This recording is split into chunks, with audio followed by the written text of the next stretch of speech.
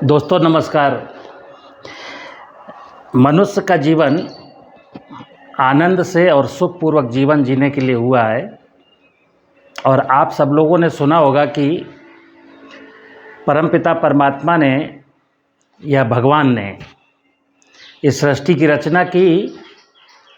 और सभी जानते हैं कि 84 लाख योनियों की रचना के बाद सबसे बाद में मनुष्य योनि की रचना हुई। और सब लोग ये भी जानते हैं कि इस धरती पर मनुष्य एक माली की तरह से आया है, यानी मनुष्य इस भूमंडल की सबसे खूबसूरत रचना है। परमात्मा ने संपूर्ण प्रकृति को सत्य दिया है, लेकिन मनुष्य को सत्य के साथ चित्त दिया है। और परमात्मा को हम सतचित आनंद कहते हैं। और परमात्मा ने ये मनुष्य योनि के लोगों को अवसर प्रदान किया है कि आप भी आनंद को प्राप्त करें, यानी आपके जीवन में आनंद आए। और जाने अनजाने सारे के सारे लोग जो मानव जाति के हैं लगे रहते हैं किसी न किसी काम में, व्यवसाय में, धंधे में। और उसके पीछे का जो मकसद होता है, असली मकसद होता है कि मेरे जीवन में सुख कैसे मिले, मुझे आनंद कैसे मिले, मुझे खुशियाँ कैसे मिलें। पर्पज ये है, कुछ भी हम करेंगे, हम कोई भी धंधा करें, लेकिन पर्पज क्या है? मूल पर्पज ये है कि 2 वक्त की रोटी मिले, 21,000 बार श्वास लेने के लिए ऑक्सीजन मिले, 10 बार पीने के लिए शुद्ध पानी मिले, और उसके बाद मैं मुस्कुराऊं, मैं हंसूं, लोगों को हंसाऊं। लेकिन जाने अनजाने पता नहीं कैसे क्या कब हुआ कि यार सारी दुनिया लगी तो है किसी दौड़ में, लेकिन किसी के चेहरे पर मुस्कान नहीं है, कोई सुख, किसी के जीवन में सुख नहीं है। सारे के सारे लोगों के जीवन में उदासी का भाव है। सारे लोग भय, भ्रम और अभाव के जीवन में जी रहे हैं। तो आज का जो मेरा विषय है भारतीय कृषि दर्शन। कृषि जब शब्द आता है तो लोग सोचते हैं ये काम किसानों का है, लेकिन मैंने अभी कहा कि हमको 2 वक्त की रोटी खेती जो करता है उसको भी चाहिए, जो खेती नहीं करता उसको भी चाहिए। क्योंकि जो व्यक्ति पैसा कमाता है ना, पैसा का सबसे पहला उपयोग होता है कि 2 वक्त की रोटी कैसे आएगी। लेकिन जितने भी लोग पढ़ गए, लिख गए और किसी प्राइवेट और सरकारी सिस्टम में आ गए, फिर वो खेती को भूल जाते हैं। और खेती को भूलने का मतलब है, फिर बता दूं आपको, जिस व्यक्ति को खेती से रुचि नहीं है, खेती जैसे विषय को कंसीडर नहीं करता है, समझ लीजिए कि उसकी पूरी पूजा पाठ बेकार है।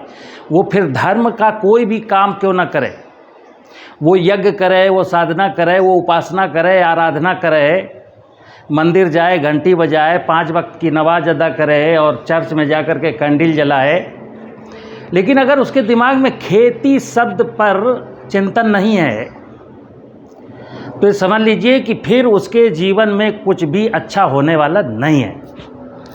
तो ये जो विषय है भारतीय कृषि दर्शन, और ये विषय मनुष्य के लिए है, किसी पशु पक्षी जानवर के लिए नहीं है। क्योंकि मनुष्य को आनंद प्राप्त करना है। परमात्मा ने गाय, भैंस, कुत्ता, बिल्ली को ये अवसर नहीं दिया है। वो जब 84 लाख परिक्रमा करके बाहर आएंगे मनुष्य योनि में, तब एक बार ये अवसर मिलता है कि अब तुम अपना जीवन को सुधार सकते हो और आने वाला जो अगला जन्म है उसका भी निर्धारण कर सकते हो। तो चलिए, हम सारे लोग, हम बहुत सारे धर्म की गहराइयों पर नहीं जाएंगे, लेकिन सारे लोग 3 देवता और 3 देवियों के नाम सुनते हैं। हर व्यक्ति के दिमाग में है ब्रह्मा, विष्णु, महेश और सरस्वती, पार्वती और लक्ष्मी। दुर्भाग्य से देखना, आप इस संसार में या हमारे भारतीय कृषि दर्शन में या भारत देश में जो भारतीय कृषि संस्कृति के लोग हैं, सनातन संस्कृति के लोग हैं, वो ये जो 3 देवता नाम लिखा है मैंने, ब्रह्मा, विष्णु, महेश, तो आप देखेंगे कि ज़्यादातर पूजा पाठ के उपक्रम, धार्मिक अनुष्ठानों के पीछे ये महेश जी हैं, यानी शिव की उपासना करते हुए लोग देखे जा सकते हैं, शिव के मंदिर देखे जा सकते हैं। लेकिन ये ब्रह्मा जी और विष्णु जी का नाम तो आ जाता है कभी कभी जुबान पर, लेकिन ये 2 देवता हमारी नज़रों से ओझल जैसे रहते हैं। इसी प्रकार जब देवियों की बात आती है तो देवियों का क्रम है, ये देखिए मैं क्रम से लिख रहा हूँ।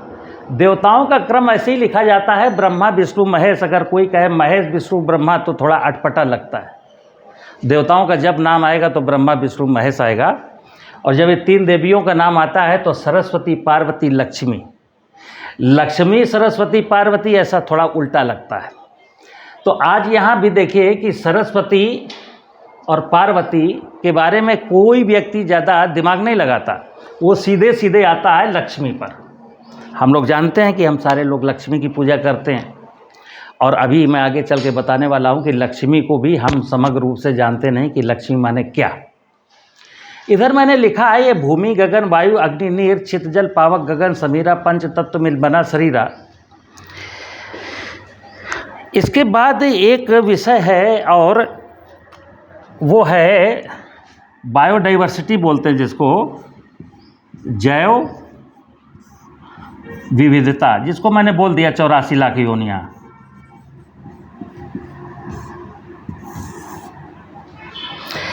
इसके अलावा संसार में आपको कुछ नज़र नहीं आता। देखिए 3 देव रक्षा कर रहे हैं, ब्रह्मा विष्णु महेश, लेकिन दुर्भाग्य से हम केवल महेश को पकड़ के बैठ गए हैं। ना ब्रह्मा के बारे में चिंतन है, ना विष्णु के बारे में चिंतन है। उसी प्रकार ये 3 देवियां हैं, सरस्वती पार्वती लक्ष्मी। तो सरस्वती पार्वती का नाम बेशक कभी कभी जुबान पर आता हो, लेकिन सारी दुनिया लक्ष्मी के पीछे दौड़ रही है, और ये 5 हमारे देवता हैं। अब अगर देवताओं की बात करें तो ये देखिए 3 देवता इधर लिखे हैं और मैंने 5 देवता इधर लिखे हैं। तो आप कभी कल्पना करना कि जब 5 देवता हैं तो 3 देवताओं की बात क्यों की जाती है। तो 3 देवताओं की बात इसलिए की जाती है कि ये जो ब्रह्मा जी हैं ये वायु हैं, ये वायु देवता हैं, और जो विष्णु हैं ये जल देवता हैं, और जो महेश शब्द है वो भूमि है। ये गगन आकाश है, और ये अग्नि सूर्य है। कभी कल्पना करना कि हमारे वेदों में या हमारे पूजा पाठ में, हमारे धार्मिक अनुष्ठानों में ये 3 देवताओं की चर्चा ज़्यादा होती है, ब्रह्मा विष्णु महेश। क्यों? मनुष्य अगर सारी दुनिया का 8 अरब मनुष्य अगर चाहे कि मैं आकाश का कुछ बिगाड़ूंगा या सूर्य का कुछ बिगाड़ूंगा, तो हमारी अप्रोच नहीं है। मैं आकाश और सूर्य की व्यवस्था पर कोई दखलंदाजी कर नहीं सकता, लेकिन हाँ मैं भूमि के स्वरूप को खराब कर सकता हूँ, वायु के स्वरूप को पेड़ काट करके खराब कर सकता हूँ, और जलाशय का पानी लूट करके उसमें जहर डाल करके जलाशय को खराब कर सकता हूँ। इसलिए मनुष्य को कहा गया कि तुम दीन देवताओं की पूजा जरूर करना। और पूजा का मतलब यहाँ फिर बता दूँ कि उनके कैलेंडर पर अगरबत्ती जलाना नहीं है, उनका कागज़ में चित्र छापना, उनकी पूजा करना ये नहीं है।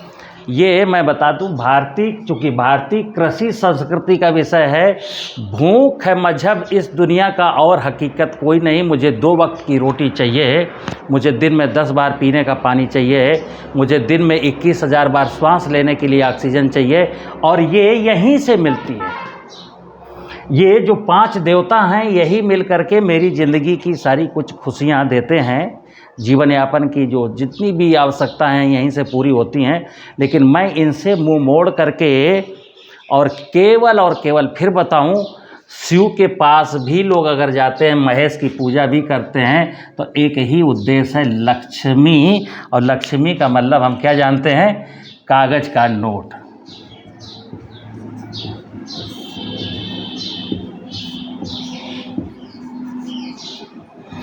जाने अनजाने सारे के सारे लोग कागज के नोट के लिए अगर शिव के पास भी गए हैं ना, शिव मंदिर में भी गए हैं ना, तो इसी ऑब्जेक्ट को लेकर के गए हैं कि हमको धन मिल जाए, हमको कागज़ का नोट मिल जाए। और लक्ष्मी का मतलब वो यही धन समझते हैं, कागज़ का नोट, क्योंकि कागज़ का नोट मिलेगा तो हम सारी चीज़ें खरीद लेंगे। लेकिन फिर बताओ मित्र, कागज़ के नोट से ना सुख मिलता है और ना आनंद मिलता है। सुख और आनंद के लिए हमको दर्शन की ज़रूरत पड़ती है। भारतीय कृषि दर्शन यानी कि मनुष्य को इस धरती पर कैसे जीना है, इसका नाम है भारतीय कृषि दर्शन कि हमारी जीवन शैली कैसी हो और मैं अपने जीवन में किन किन देवी देवताओं को कैसे कंसीडर करें। देखिए आप, ब्रह्मा जी और विष्णु जी, महेश जी और सूर्य भगवान और आकाश, इनका संयुक्त समन्वय देखिए। अलग अलग इनके वर्क हैं और इनके फिर कुछ ज्वाइंट वर्क हैं। पांचों देवता मिल करके ये कुछ करते हैं। जैसे आप कल्पना करिए, ये धरती सूर्य का परिक्रमा लगाती है, तभी 3 ऋतुएं आती हैं, तभी दिन और रात होता है। अब कोई बताए हमको, जैसे साइंस के लोग कई बार कहते हैं कि भाई मैं किसी भगवान, किसी परमात्मा को नहीं मानता, तो आप एक सोचें कि पृथ्वी जैसा इतना विशाल पिंड आकाशगंगा में सूर्य के चक्कर लगाता है। भाई कौन सी मैकेनिज्म है कि ये धरती सूर्य के चक्कर लगाती है? तो कहीं ना कहीं हमको पता चलेगा कि कोई ना कोई ऊर्जा, कोई ना कोई पावर, कोई ना कोई ऐसा रचयिता, कोई ना कोई ऐसा गवर्निंग बॉडी तो है जो इतना सब कुछ मैनेज कर रही है। उसको नाम परमात्मा कहते हैं, जो जन्म एवं मृत्यु के बंधनों से मुक्त है। लेकिन जो हमको दिखता है, देखने में हमको धरती दिखती है, हमको आकाश दिखता है, हमको सूरज दिखता है, हमको पानी दिखता है, हमको वृक्ष दिखते हैं, यानी ऑक्सीजन वायु दिखती है जिसको मैं फील करता हूँ। तो मित्र, ब्रह्मा को कहते हैं वायुमंडलीय क्षेत्र। देखिए, हम कहते हैं रहीमन पानी राखिए, बिन पानी सब सून, पानी मिले न उबरे मोती मानस चून। और पानी का जो स्रोत है, पानी की कहानी पर जब हम चलते हैं, ये आप कभी ऐसा मत सोचना। कई दर्शक मुझसे कई बार कहते हैं, सचान साहब आप तो खेती किसानी की बात करते हैं, प्राकृतिक खेती की बात करते हैं, और उसमें ये धर्म कहाँ से डाल लेते हैं, और हम इस चीज़ से थोड़ा सा, कई लोग ऐसे हैं संसार में जो खेती करना चाहते हैं, प्राकृतिक खेती करना चाहते हैं, लेकिन इसको कहते हैं धार्मिक विषय। ये धार्मिक विषय नहीं मित्र, ये शुद्ध विशुद्ध रूप से खेती का विषय है। देखिए आप कैसे, ये जो ब्रह्मा जी हैं, ब्रह्मा जी को देखेंगे वायुमंडलीय क्षेत्र। और पौराणिक कथाओं में एक आपने कहावत सुनी होगी कि ब्रह्मा जी विष्णु भगवान के चरण पखारते हैं, और चरणों का पखारा हुआ पानी यानी चरण धुलने के बाद वो अपने कमंडल में भर लेते हैं, और जब शिव जी को प्यास लगती है तो अपने कमंडल से पानी छोड़ देते हैं। राजा भागीरथ की कहानी में कुछ ऐसा ही आपको सुनने को मिला होगा। राजा भागीरथ जब गंगा को अवतरित करने के लिए गए तो ब्रह्मा जी की तपस्या की। ब्रह्मा जी ने कहा पानी तो कमंडल से छोड़ देंगे, लेकिन उसको रोकेगा कौन? शिव जी के पास जाओ। तो जो पौराणिक कथाओं में कहानियाँ मिलती हैं, और अगर उन कहानियों को आप ना माने तो आप अपने कॉमन सेंस का इस्तेमाल करिए। मैं कई बार ऐसा बोलता हूँ कि मनुष्य को अपने कॉमन सेंस का इस्तेमाल करना चाहिए। और कॉमन सेंस क्या है? एक अंतःकरण की आवाज़ से, आत्मा की आवाज़ से विषयों को समझने की कोशिश करनी चाहिए। तो देखिए आप, ब्रह्मा जी माने वायुमंडलीय क्षेत्र और विष्णु माने सागर। विष्णु का वास कहाँ बताया गया है? जलाशय में, समुद्र में।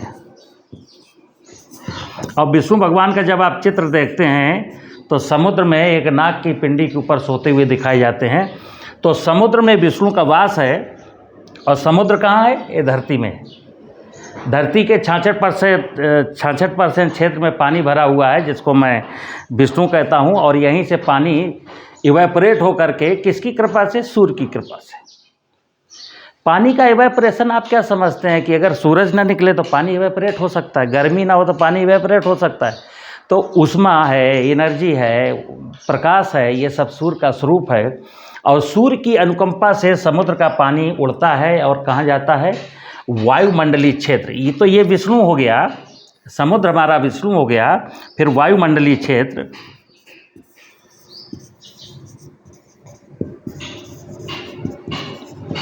वायुमंडलीय क्षेत्र माने ब्रह्मा जी का क्षेत्र है, यहाँ तक ऑक्सीजन है। समुद्र से पानी उड़ा और ब्रह्मा जी यानी वायुमंडलीय बादलों के रूप में इकट्ठा है। आप कल्पना करना। फिर विज्ञान की बात करता हूँ, विज्ञान को चैलेंज है, इस बात को ज़रा सिद्ध करे, इस बात को पकड़े कितना ढेर सारा पानी बादलों में इकट्ठा रहता है, और इकट्ठा रहता है और सीजन वक्त आने पर ही पानी बरसता है। डिमांड, शिव जी की डिमांड पर, जनता की डिमांड पर, कहाँ किसको कितनी ज़रूरत है उस हिसाब से पानी बरसता है। तो अब खेती में कृषि है, कृषि की बात हम करते हैं लेकिन इस सिस्टम को नहीं जानते, तो फिर खेती कैसे होगी? पानी के बिना तो खेती नहीं हो सकती। तो खेती अगर करनी है, भूख मिटानी है, पानी पीना है, तो हम अगर इस चीज़ को कंसीडर करें, इस चीज़ को समझेंगे, तो हम प्राकृतिक कृषि क्या है इसको जान पाएंगे, अन्यथा हम गुड्डे गुड़िया का खेल खेलते रहेंगे। तो देखिए, वायुमंडल से पानी ब्रह्मा जी गिराएंगे, और कहाँ गिराएंगे पानी? ये भी आप जानते हैं कि जहाँ जंगल होते हैं वहाँ पानी ज़्यादा बरसता है, और जहाँ जंगल नहीं होते वहाँ पानी कम बरसता है। चलिए, तो एक तो जंगल लगाने की बात है। यहाँ मैंने लिखा है कि ब्रह्मा माने वायु, वायु माने ऑक्सीजन, और ऑक्सीजन के लिए हमको ब्रह्मा जी की पूजा करनी है, यानी पेड़ लगाने हैं। जहाँ जितने ज़्यादा पेड़ होंगे बारिश उतनी ज़्यादा होगी। दूसरी बात, चलिए आज की तारीख में आपके यहाँ जितनी भी बारिश होती है, जब हम बारिश बरसात में देखते हैं पानी बरस रहा है, लेकिन मेरी आंखों के सामने पानी बरसता हुआ देखता हूँ, मैं खुशियाँ मनाता हूँ, मैं थोड़ा सा प्रसन्न होता हूँ और देख रहा हूँ पानी बरस रहा है और बह रहा है, और बह करके कहीं जा रहा है। कहाँ जा रहा है? पानी का स्वभाव है, पानी के पास जाएगा। आप रोक पाओ तो रोक लो, अन्यथा पानी के पास जाएगा। आप नहीं रोकोगे तो पानी अगेन या तो समुद्र में बह करके जाएगा या फिर वायुमंडलीय क्षेत्र में चला जाएगा। लेकिन हाँ, अगर हमने रोक लिया तो वो मेरे काम का आएगा। तो ये तो मित्र रही कि ब्रह्मा जी वायुमंडलीय क्षेत्र है और उनका कमंडल है, और उन्होंने पानी भर लिया है, और प्यास किसको लगेगी? महेश को, धरती को प्यास लगेगी। तो धरती की प्यास बुझाने के लिए इनका को रिलेशन देखिए, ब्रह्मा विष्णु महेश, आकाश और अग्नि का एक को रिलेशन है। वही सारे संसार को पाल रहा है, वही संसार को जिंदा किए हुए है। सारी ज़रूरतें मनुष्य की यही पूरी करते हैं। अब आइए, जब मैं देवियों पर आता हूँ, अगर मैं यहाँ से देवियाँ मिटा दूँ और फिर ये विषय समझना चाहें तो नहीं समझेंगे। ज्ञान जो शब्द है ना,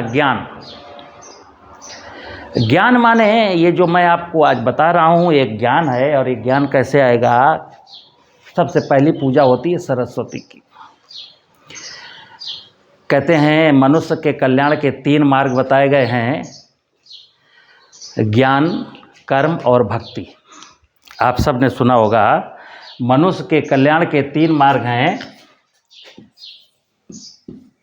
ज्ञान, कर्म और भक्ति। इसको भी लोग जाने अनजाने इस विषय को ठीक से नहीं समझते। तो ज्ञान माने है सरस्वती। प्रारंभिक स्टेज में मनुष्य की चूंकि अवस्थाएं बताई गई हैं कि बाल्यकाल है, फिर एजुकेशन का समय है, फिर उसके कर्म करने का समय है, फिर वो बुढ़ा होता है, रिटायर होता है, तो फिर अब चूँकि अकर्मण्य हो गया, असहाय हो चुका, तो अब कर्म तो कर नहीं सकता, तो क्या करेगा? भक्ति करेगा। तो भक्ति, ज्ञान, कर्म, भक्ति है क्या? देखिए, ज्ञान माने है कि 20, 25, 30 साल तक आप इस बात का अध्ययन करें कि मैं मनुष्य हूँ और मैं इस धरती पर क्यों हूँ, मेरा कर्तव्य क्या है, और इस संपूर्ण व्यवस्था से, प्रकृति की संपूर्ण माया से मेरा रिलेशन क्या है।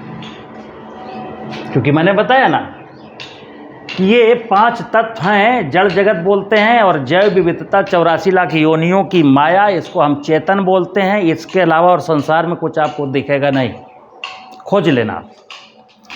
तो हमको ज्ञान के माध्यम से ये पता करना है, सरस्वती से पूछना है कि हम क्यों आए यहाँ पर, और मेरा इस प्रकृति के प्रति कर्तव्य क्या है।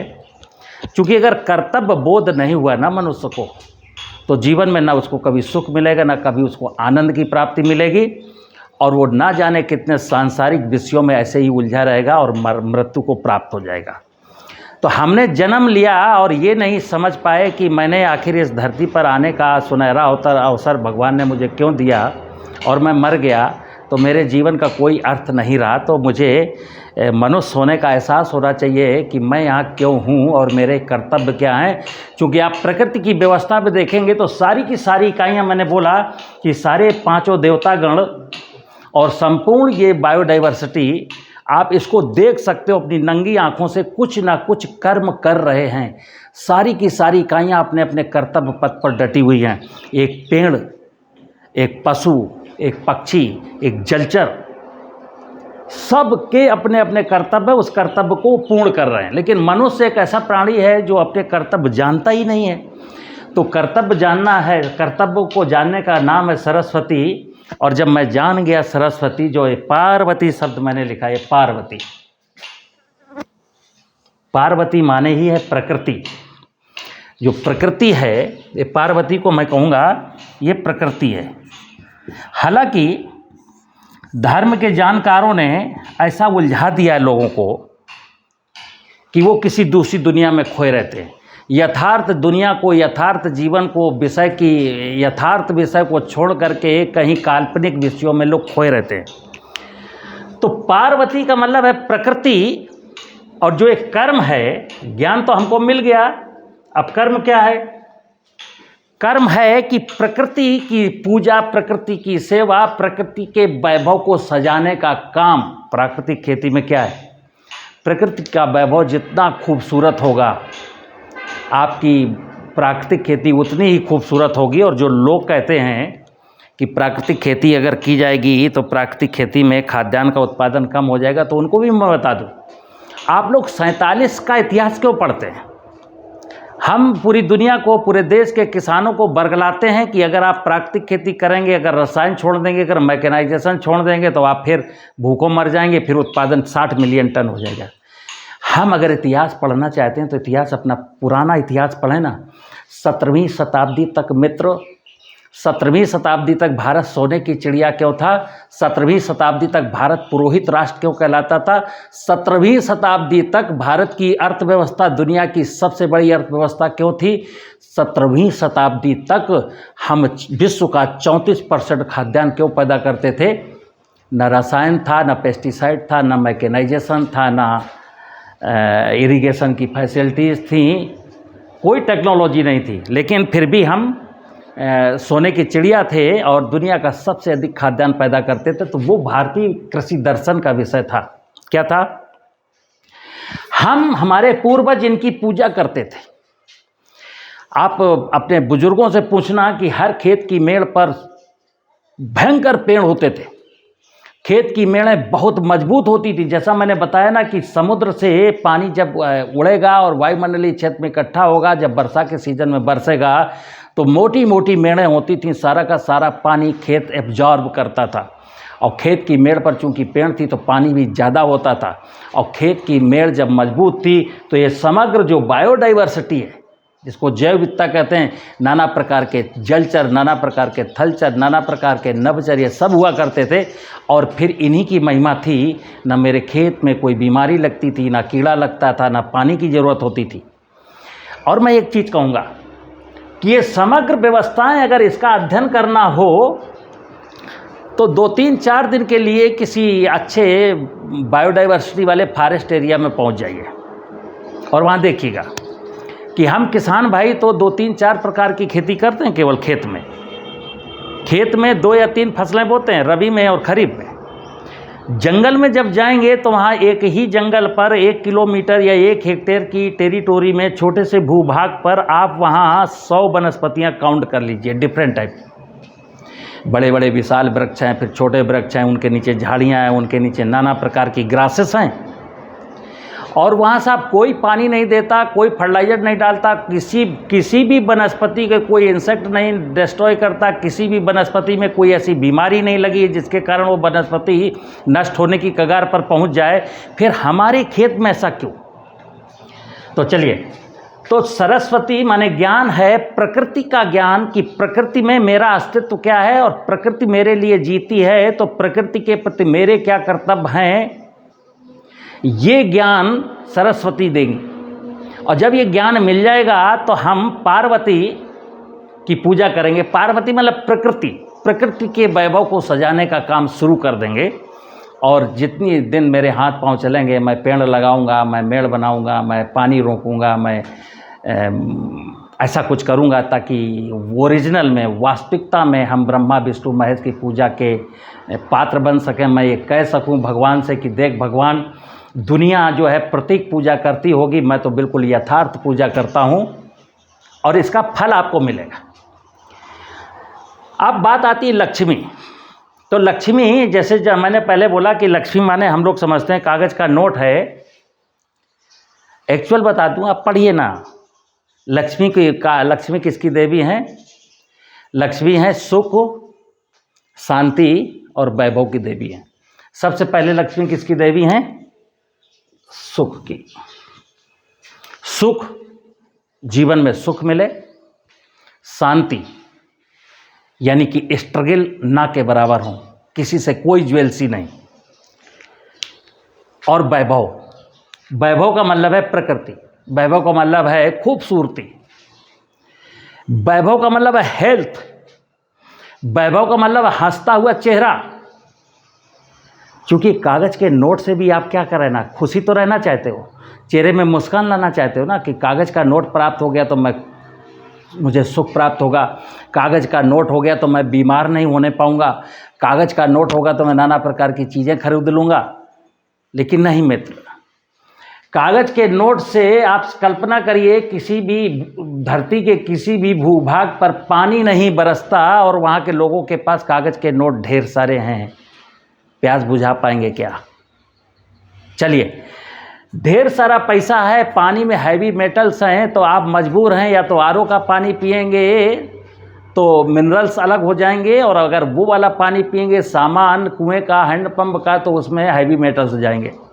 तो बीमारी तो आपकी पीछा छोड़ नहीं रही पैसे के कारण, क्योंकि आप सोचते हैं कि मैं अपने सुख, अपनी शांति, अपनी समृद्धि पैसे से खोजूंगा।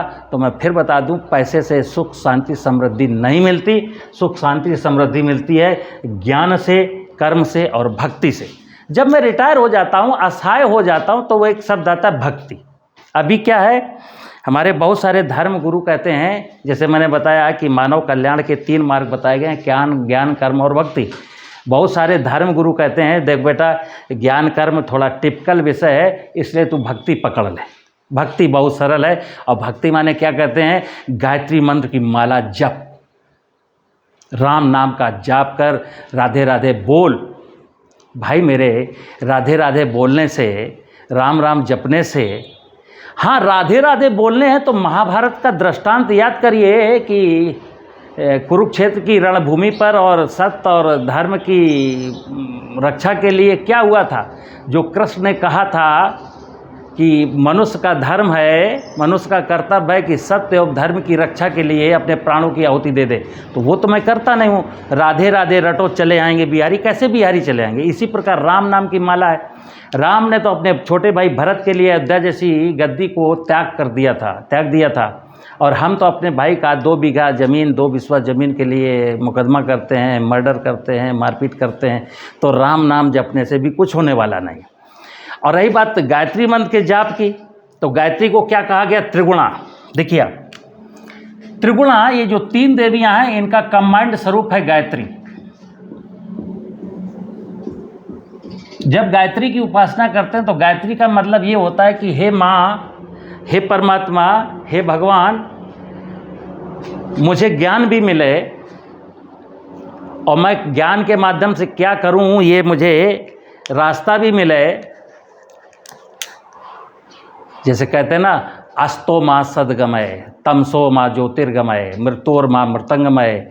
हे माँ, गायत्री से प्रार्थना करते हैं, आदि शक्ति दुर्गा से प्रार्थना करते हैं, और क्या प्रार्थना करते हैं? हे माँ, मुझे अंधकार से प्रकाश की ओर ले चलो, मुझको सत्य असत्य से सत्य की ओर ले चलो।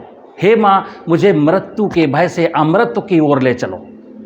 लेकिन माँ कैसे ले जाएगी, ये यहाँ आपको जाना है, और आप तभी जा पाएंगे जब भारतीय कृषि दर्शन ये जो दर्शन है, इतनी सी बातें हैं कि मैं 5 देवताओं के बारे में जानता हूँ और इनकी कैसे पूजा करनी है, यानी भूमि की उर्वरता को कैसे बरकरार रखना है, हमारे क्षेत्र में वायुमंडल अच्छा बना रहे, वायु ऑक्सीजन की मात्रा अच्छी बनी रहे, इसके लिए कितने पेड़ लगाने हैं, बारिश ज़्यादा हो इसके लिए पेड़ लगाना है, और बारिश का पानी रुके, क्योंकि विष्णु का वास जलाशय में है तो जलाशय आपको बनाना है। अगर ये नहीं कर पाते, अगर ये करने में असमर्थ हैं और ये विषय हमको बकवास लगता है, तो मैं फिर बता दूं कि फिर इस संसार में यथार्थ कुछ और नहीं। अगर ये विषय बकवास है तो फिर मैं बता दूं कि फिर आपको यथार्थ नहीं मिलेगा, फिर तो कस्तूरी कुंडल बसे मृग ढूंढे बनमाई, आप भटकते रहिए और भटकते रहिए, और आपके चेहरे में मुस्कान नहीं आएगी। आप कितने भी धनाढ़ बन जाएं, आप कुछ भी कर लें, लेकिन हाँ, जैसे ये मेरी पार्वती या प्रकृति रूपी माँ समृद्धशाली होती है, मेरे चेहरे पे, मेरे शरीर पे समृद्धि आती है। ये संपूर्ण प्रकृति की व्यवस्था अगर स्वस्थ है तो मुझे कोई बीमार करने वाला नहीं है। अगर प्रकृति की व्यवस्था अस्वस्थ हो चुकी है तो कोई डॉक्टर ऐसा पैदा नहीं हुआ कि आपको कहे कि मैं आपके जीवन में स्वास्थ्य लाभ दे सकता हूँ। नमस्कार।